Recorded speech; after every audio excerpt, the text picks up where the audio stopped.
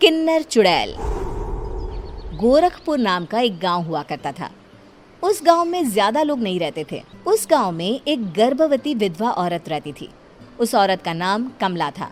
कमला अपने घर में अकेली रहती थी। उसके पति की सारी जायदाद उसके नाम हो गई थी, पर सभी गांव वाले उस औरत को मनहूस औरत समझा करते थे और सभी उससे नफरत किया करते थे। एक बार कमला राशन की दुकान पर खाने का सामान खरीदने जाती है। भैया जी, जरा 1 किलो दाल चावल देना। अरे हाय हाय हाय हाय हाय!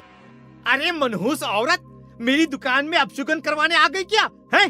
चल जा यहाँ से, मैं कुछ नहीं देने वाला हूँ तुझे। भाग भाग यहाँ से, चल जा, निकल। भैया जी, ऐसा मत कहिए, मैं गर्भवती हूँ, मुझे खाने की बहुत जरूरत है, मुझे खाना दे दीजिए। दुकानदार कमला को वहां से धक्के मारकर भगा देता है। तभी कमला रोते रोते उस गांव के किन्नरों के इलाके में आ जाती है। गांव वाले किन्नरों को उसी इलाके में रखा करते थे, क्योंकि वो लोग किन्नरों को पसंद नहीं करते थे और उनके इलाके में रहने से मना करते थे। तो किन्नरों ने उसी गांव में अपना एक इलाका बना लिया था। जब किन्नर लोग देखते हैं कि एक गर्भवती महिला रोते रोते उनके इलाके में आ गई है, तो सारे किन्नर कमला के पास जाकर उसका हाल पूछने लगते हैं। क्या हुआ बहन, तुम्हारी गर्भवती अवस्था में इतनी बुरी हालत कैसे? तुम रो क्यों रही हो? तुम डरो मत, हम तुम्हें कोई नुकसान नहीं पहुंचाएंगे। तुम शांत होकर सब बताओ कि हुआ क्या है। मैं कमला हूँ, मैं गांव के दूसरे इलाके से आई हूँ। 2 महीने पहले ही मेरे पति की मौत हुई है। मुझे गांव के लोग मनहूस मानते हैं, क्योंकि मैं विधवा हूँ और गर्भवती भी। वहाँ के लोग मुझे खाने के लिए कुछ बेचने के लिए भी तैयार नहीं, जिससे मेरा गुजारा नहीं हो रहा था। कोई बात नहीं कमला, हम तुम्हारा ख्याल रखेंगे।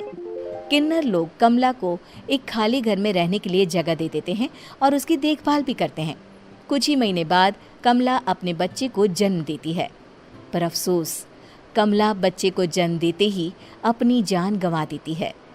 जब सब किन्नर बच्चे को देखते हैं तो बहुत खुश हो जाते हैं, क्योंकि वो बच्चा भी किन्नर ही था। कमला ने एक किन्नर बच्चे को जन्म दिया था। अब इस बच्चे की देखभाल कौन करेगा? हम तो इस बच्चे को गांव के दूसरे इलाके में भी नहीं भेज सकते। और तो क्या हुआ, इस बच्चे की माँ नहीं रही तो हम इसे पालेंगे। अब ये हमारे इलाके में रहेगा, हमारे साथ रहेगा। फिर वो किन्नर उस किन्नर बच्चे को गोद ले लेते हैं, उसका नामकरण कराते हैं। उस किन्नर बच्चे का नाम शक्ति रखा जाता है। देखते ही देखते शक्ति बड़ी होने लगती है। उसके रंग रूप बहुत सुंदर थे। वो बहुत सुंदर किन्नर दिखती है। एक दिन शक्ति एक किन्नर से पूछती है, माँ जी सुनिए ना, ये गांव के दूसरे इलाके में भी तो लोग रहते हैं, तो हम वहाँ क्यों नहीं जाते? हम उनसे अलग क्यों रहते हैं? शक्ति, क्योंकि वो लोग हमारे जैसे नहीं, वो लोग हमें पसंद नहीं करते, इसीलिए हम उनसे अलग रहते हैं। क्यों? वो हमें क्यों पसंद नहीं करते? मुझे एक बार उस इलाके में जाना है, मैं एक बार वहाँ जाकर घूम कर आऊँ। शक्ति, खबरदार, जो तू उस इलाके में कभी भी गई तो अपनी जान नहीं गंवाना चाहती तो उस इलाके में कभी कदम भी नहीं रखेगी, समझी? इतना कहकर वो किन्नर वहाँ से चली जाती है। शक्ति उस किन्नर की बात सुनकर बहुत रोती है। माँ जी, ऐसा कैसे कह सकती हैं? उन्होंने इतनी सी बात के लिए मुझे इतना डांटा। अब तो मैं उस इलाके में ज़रूर जाऊंगी। फिर एक दिन शक्ति गांव के दूसरे इलाके में चुपके से जाती है। ये लोग तो हमारे जैसे ही इंसान हैं, तो ये हमसे नफरत क्यों करते हैं? जब शक्ति उस इलाके में पहुंचती है तो गांव के सारे आदमी उसके रूप से मोहित हो जाते हैं। वो लोग ये अंदाज़ा नहीं लगा पाते कि वो किन्नर है। शक्ति की सुंदरता देखकर सारे गांव वाले उसकी तारीफ करने लगते हैं। तभी गांव का चक्कर लगाने गांव के जमींदार का बेटा हर्ष वहां पहुंचता है। हर्ष भी दिखने में बहुत सुंदर होता है। जब हर्ष ने शक्ति को देखा तो वो भी उससे मोहित हो गया, और जब शक्ति की नज़र हर्ष पर पड़ी तो वो हर्ष को देखकर मोहित हो गई। आपको पहले कभी इस गांव में देखा नहीं। इस गांव में आप नए हैं क्या? जी नहीं, वो मैं बस। तभी शक्ति बोलते बोलते रुक जाती है और मन में सोचने लगती है, अगर मैंने इनको बता दिया कि मैं दूसरे इलाके से आई हूँ तो वो समझ जाएंगे कि मैं किन्नर हूँ, इसलिए मुझे इनसे झूठ ही बोलना पड़ेगा।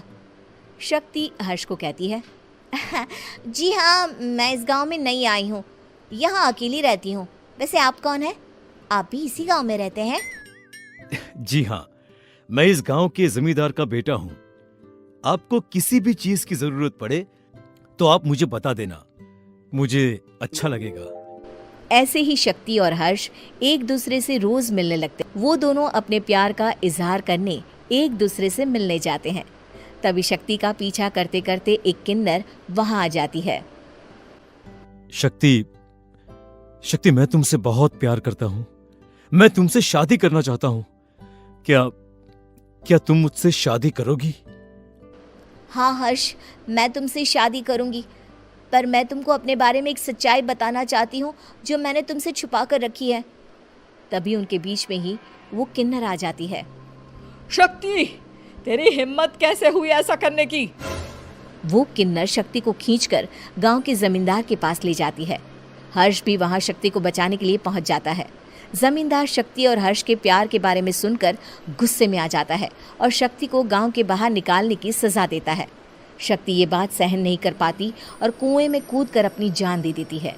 जमींदार हर्ष की शादी गांव की एक लड़की से करवा देता है, पर हर्ष इस शादी से खुश नहीं होता।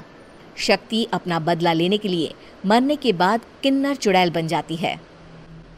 अब मैं इन गाँव वालों को नहीं छोड़ूंगी, अब इनसे मैं अपने प्यार का बदला लूंगी। किन्नर चुड़ैल गांव वालों को परेशान करना शुरू कर देती है। एक बार वो रात को गांव के खेतों में पहुंच जाती है और वहां आग लगा देती है। सारी फसल जल के राख हो जाती है। जब एक आदमी रात को उठकर देखता है कि खेत में आग लग गई है तो वो वहां पहुंच जाता है। वो देखता है कि खेतों के बीचों बीच एक किन्नर चुड़ैल खड़ी है और वहां खड़े होकर ताली बजा रही है। गांव वाला किन्नर चुड़ैल को देखकर बेहोश हो जाता है। जब सुबह उस आदमी को होश आता है तो वो सीधा जमींदार के पास जाता है। अरे जमींदार साहब, अरे वो किन्नर चुड़ैल ने मेरी सारी फसल जला दी। अब मैं क्या करूंगा? क्या होगा मेरा? जमींदार चुड़ैल किन्नर का नाम सुनते ही सब कुछ समझ जाता है। अब वो बहुत डर जाता है। उसी रात को जब जमींदार डर के मारे अपने कमरे में सो नहीं पाता, तभी वहां अचानक से किन्नर चुड़ैल आ जाती है। किन्नर चुड़ैल जोर जोर से जमींदार के आगे खड़ी होकर हंसने लगती है और ताली बजाने लगती है। जमींदार उस डरावनी किन्नर चुड़ैल को देखकर बहुत डर जाता है। तूने मेरे साथ बहुत बुरा किया, अब मैं तुझे जान से मार दूंगी।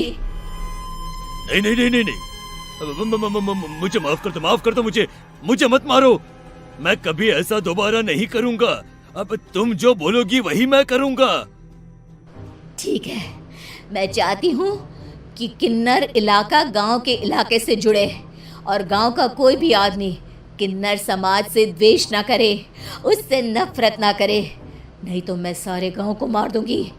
और तुम गांव में एक नया कानून बनाओ कि अगर किसी ने भी किन्नर समाज को हानि पहुंचाने की कोशिश भी करी या इनसे भेदभाव करने की भी कोशिश करी तो उनको कड़ी से कड़ी सजा मिलेगी।